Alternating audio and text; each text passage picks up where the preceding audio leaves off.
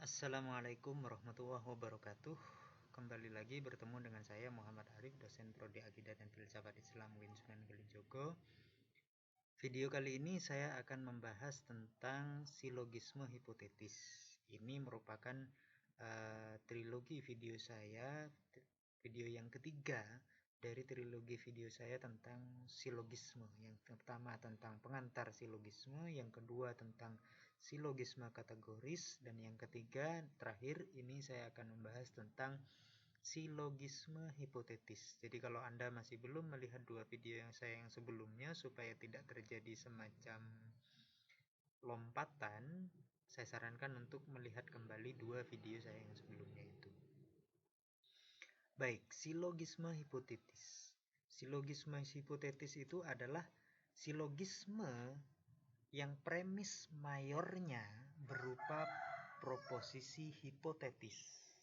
Jadi premis mayornya itu merupakan premis yang hipotetis, yang menyatakan hubungan ketergantungan antara dua gagasan, baik dalam bentuk oposisi maupun dalam bentuk kemiripan. Ada bisa afirmasi, bisa juga negasi. Itu sifatnya kondisional. Jadi ada pilihan gitu di situ dalam proposisi hipotetis. Sementara kalau premis mayornya itu proposisi hipotetis, sedangkan premis minornya dan konklusinya itu berupa proposisi kategoris. Proposisi yang langsung menyatakan keterkaitan antara subjek dengan predikat yang sudah saya jelaskan kemarin. Nah, silogisme kategoris ini seringkali diandaikan menjadi seperti ini, jika maka, seperti itu. Walaupun di dalam tradisi bahasa Indonesia mungkin jika maka ini dianggap salah, tapi di dalam tradisi logika ini bisa seperti itu. Nah, silogisme hipotetis itu punya setidaknya 3 bentuk. Bentuk-bentuknya adalah seperti ini. Ada yang namanya silogisme hipotetis kondisional, ada yang namanya silogisme hipotetis disjungtif, dan ada yang namanya silogisme hipotetis konjungtif. Nah, 3 hal ini akan saya bahas lebih lanjut secara lebih rinci. Yang pertama, silogisme hipotetis kondisional. Nah, yang dinamakan silogisme hipotetis kondisional ini premis mayornya itu merupakan proposisi kondisional, yaitu proposisi yang menyatakan suatu kondisi atau hubungan ketergantungan antara dua proposisi. Jadi ada dua proposisi digabung menjadi satu dan keduanya itu saling tergantung. Jadi proposisi yang kedua itu tergantung kepada proposisi yang pertama. Jadi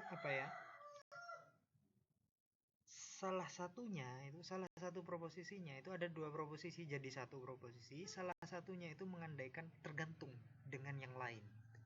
Nah, itu proposisi mayornya itu terdiri dari proposisi kondisional yang seperti itu. Sementara premis minornya adanya itu sama, berupa proposisi kategoris. Dalam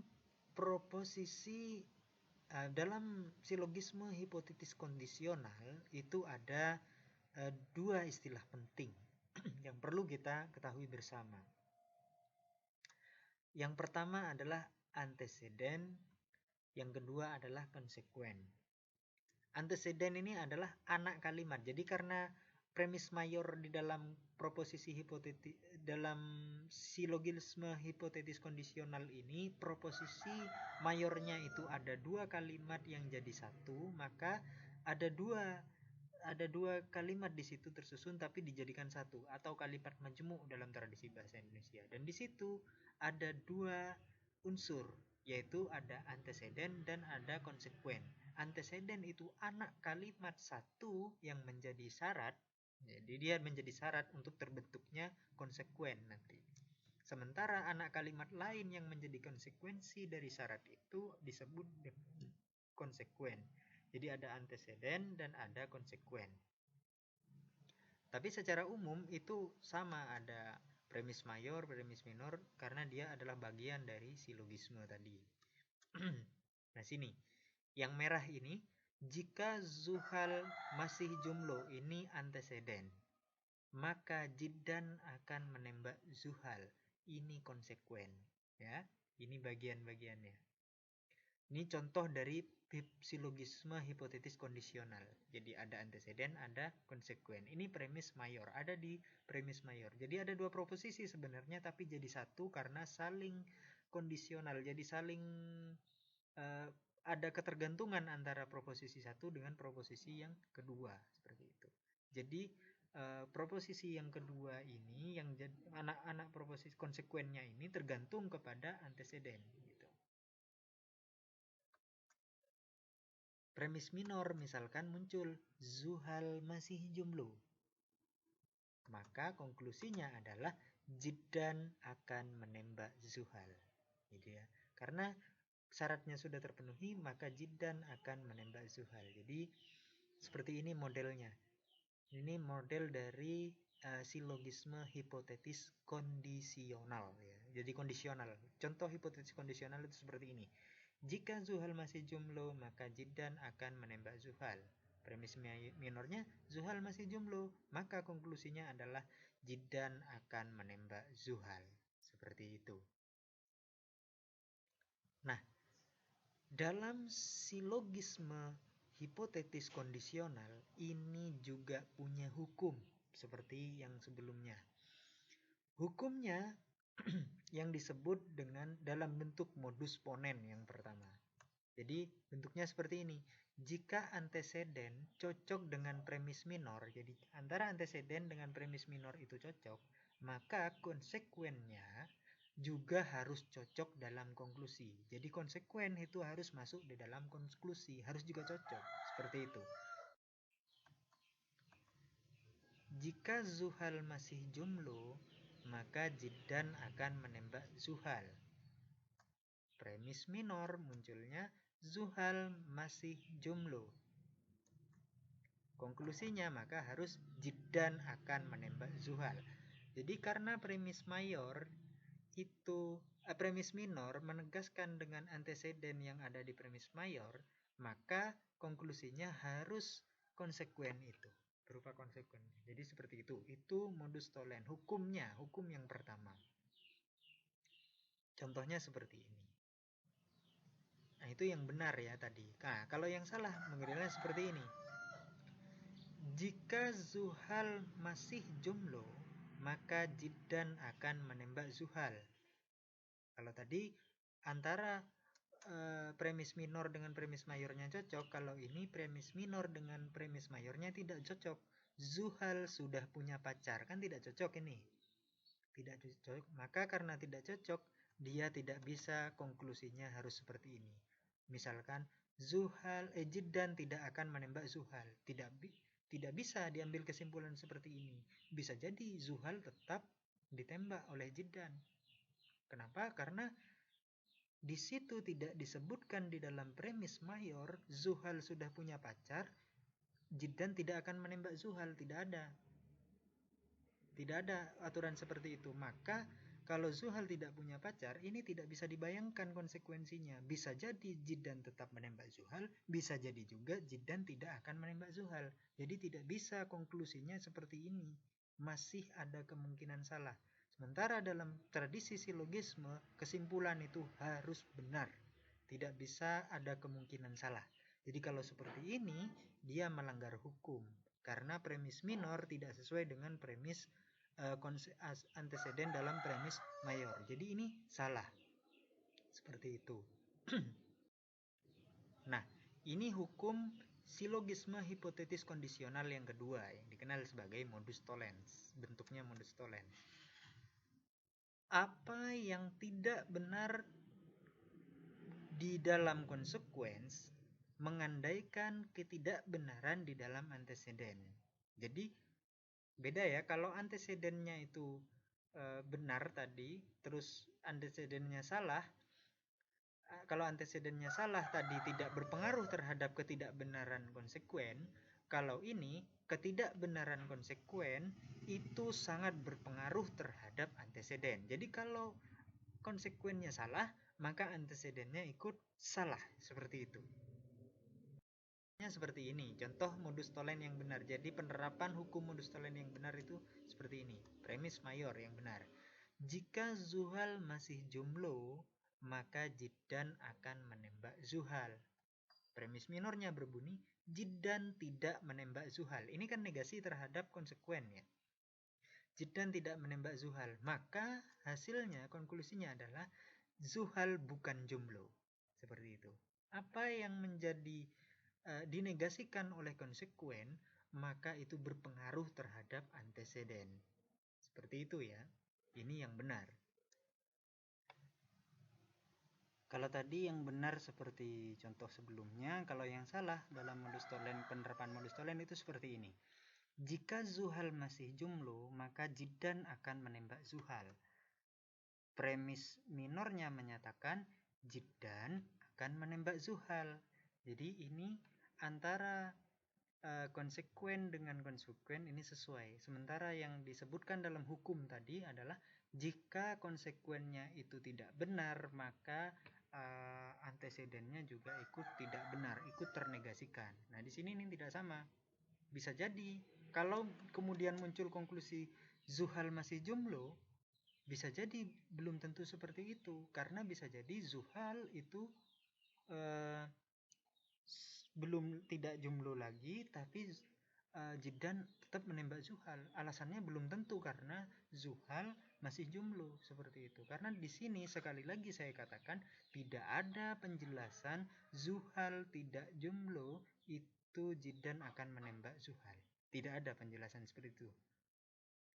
Maka Jiddan akan menembak Zuhal. Jadi hukumnya itu kalau dinegasikan oleh dalam premis minor itu menegasikan konsekuen, maka konsekuensinya, konklusi antecedennya itu harus negatif juga, tapi tidak sebaliknya. Seperti itu. Yang berikutnya, silogisme hipotetis yang berikutnya adalah silogisme hipotetis disjungtif ya. Silogisme hipotetis disjungtif ini adalah silogisme hipotetis yang memiliki premis mayor berupa proposisi disjungtif atau gitu loh. Jadi antar proposisi itu saling punya ketergantungan juga. Tapi juga sama seperti yang lain, premis minor dan konklusinya berupa proposisi kategoris. Jadi yang premis mayornya itu disjungtif ya. Disjungtif itu subjek dan predikatnya itu terdiri dari sesuatu yang saling terkait atau gitu ya. Gitu. Nah, ini biar contoh. Contoh silogisme hipotetis disjungtif itu kayak gini. Premis mayor.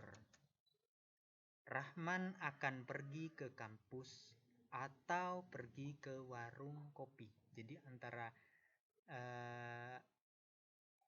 subjek ya akan pergi ke kampus dengan predikat pergi ke warung kopi, ini subjek predikatnya saling terkait. Jadi kalau yang satunya tidak, yang satunya iya, seperti itu. Nah, premis minornya mengatakan Rahman pergi ke kampus. Nah, kalau Rahman pergi ke kampus, otomatis konklusinya adalah Rahman tidak pergi ke warung kopi, seperti itu. Ini proposisi disjungtif seperti ini, ada atau-ataunya. Jadi premis mayornya ini pakai proposisi disjungtif, dan premis minor dan konklusinya itu merupakan proposisi kategoris. Ini contoh silogisme hipotetis. Nah, hukum silogisme hipotetis disjungtif ini punya hukum juga, dikenal sebagai modus ponendo tollens. Bunyinya seperti ini. Salah satu pilihan itu ditempatkan di premis minor dan menyingkirkan pilihan lain di dalam konklusi. Jadi kalau salah satu dari subjek atau predikat di dalam premis mayor tadi itu diletakkan di premis minor, maka salah satunya itu menyingkirkan atau menegasikan pilihan yang lainnya itu di dalam konklusi. Jadi konklusinya nanti bentuk negatif dari itu. Contohnya tadi, semua manusia itu rajin baca atau malas baca. Premis minornya mengatakan Jidan itu mahasiswa rajin baca. Nah, karena yang satunya sudah mengafirmasi yang rajin baca, maka yang malas baca itu di dalam konklusi harus dinegasikan menjadi Jidan tidak malas membaca. Jadi kalau yang satunya premis minor mengafirmasi pilihan salah satu di dalam premis mayor, maka konklusinya pilihan yang lain itu harus dinegasikan. Seperti itu. Sebaliknya misalkan disebutkan di dalam premis minor Jidan malas baca gitu. Jidan itu mahasiswa yang malas baca. Maka konklusinya adalah Jidan tidak rajin baca. Seperti itu ya. Ini contoh silogisme hipotetis disjungtif penerapannya hukum modus polendo tollens. Nah, hukum silogisme hipotetis disjungtif yang berikutnya yang disebut dengan hukum modus tollendo ponens, bentuknya modus tollendo ponens, ini dikenal dengan seperti ini. Salah satu pilihan dinegasikan di premis minor dan pilihan lainnya diafirmasi dalam konklusi. Ini kebalikan yang tadi. Kalau yang tadi premis minornya itu mengafirmasi, maka konklusinya itu menegasikan. Ini sebaliknya, kalau premis minornya itu menegasikan salah satu pilihan, maka pilihan lainnya itu harus diafirmasi di dalam konklusi. Contohnya, contoh penerapan dari silogisme hipotetis disjungtif model modus tollendo ponens. Misalkan ini, semua mahasiswa itu rajin baca atau malas baca.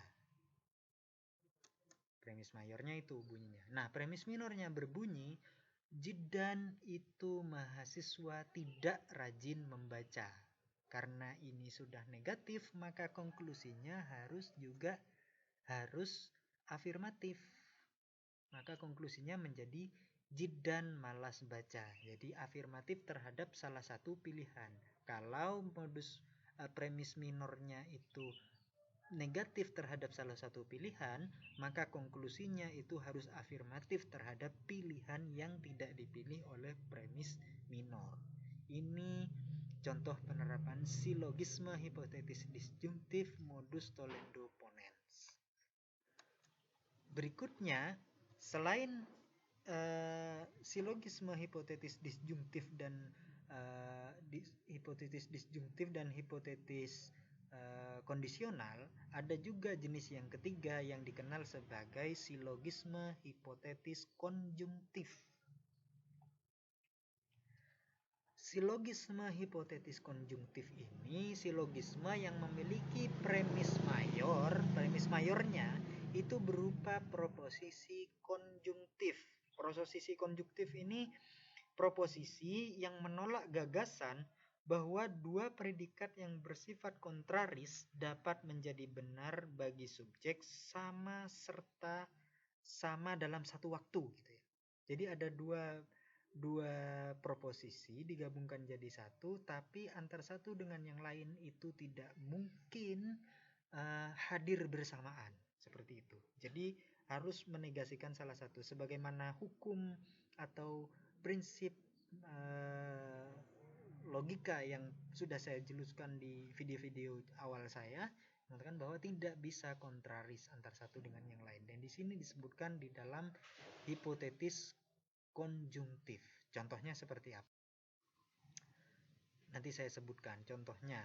Nah, sekarang kita bahas dulu hukum silogisme hipotetis konjungtif. Dan di sini hanya ada satu modus, yaitu modus polendo tollens. Di sini bunyinya hukumnya seperti ini. Salah satu pilihan ditempatkan di premis minor dan menegasikan pilihan lain di dalam konklusi. Jadi kalau satu ditempatkan di premis minor, maka pilihan yang lain itu wajib dinegasikan di dalam konklusi. Contohnya begini, contoh silogisme hipotetis konjungtif modus polendo tollens itu contohnya seperti ini. Premis mayor, mahasiswa itu tidak bisa hadir dan absen bersamaan. Jadi tidak bisa sekaligus. Mahasiswa itu tidak bisa hadir dan absen bersamaan. Ini premis mayor. Nah, premis minornya berbunyi seperti ini. Mahasiswa itu hadir. Maka konklusinya adalah mahasiswa itu tidak absen. Jadi karena di atas itu mengafirmasi salah satu pilihan, maka pilihan yang lain di dalam konklusi itu harus dinegasikan atau dibajikan bentuk proposisi negatif. Ini contoh silogisme hipotetis konjungtif modus polendo tollens. Ya, barangkali itu ya penjelasan saya tentang silogisme dari video yang pertama sampai yang ketiga ini. Mulai dari pengantar, silogisme, silogisme kategoris, hingga silogisme hipotetis yang dalam video ini saya jelaskan. Jadi ada tiga varian video. Semoga bermanfaat. Apabila ada kurang lebihnya mohon maaf dan terima kasih. Jadi sebenarnya masih ada lagi bentuk-bentuk lain dari silogisme selain ini, tapi tidak akan saya jelaskan di sini karena waktunya akan cukup memakan banyak waktu. Nanti kalau Anda mahasiswa saya bisa diskusi lebih lanjut di kelas. Itu kurang lebihnya dari saya. Terima kasih. Assalamualaikum warahmatullahi wabarakatuh.